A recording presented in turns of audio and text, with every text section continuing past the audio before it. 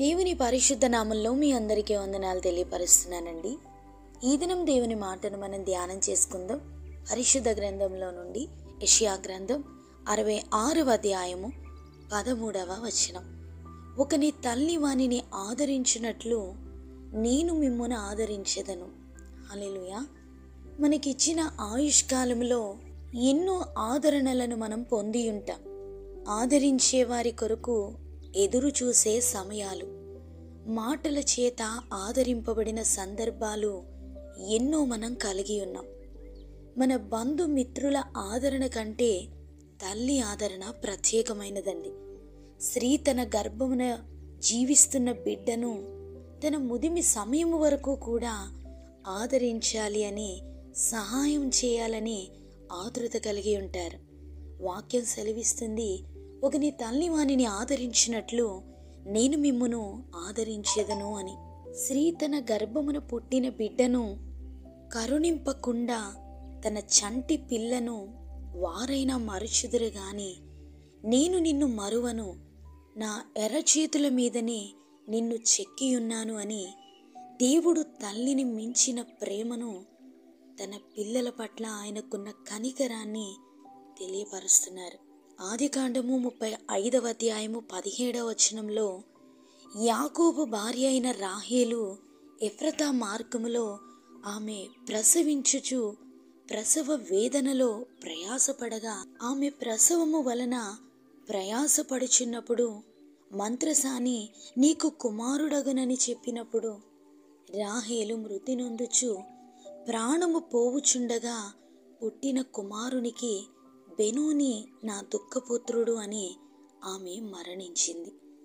అతని తండ్రి అతనికి బెన్యామీను అను పేరు పెట్టి కుడి చేతి పుత్రుడు అని అతని కుమారునిని యాకోబు ఆదరించారు, అక్కున చేర్చుకున్నారు. పుట్టిన ఆ పసిబిడ్డకు యాకోబు తల్లి ఆదరణను కలిగించారు. పరిశుద్ధ గ్రంథంలో యేసు ప్రభువారు ఎందరినో ఆదరించారు, హక్కున చేర్చుకున్నారు.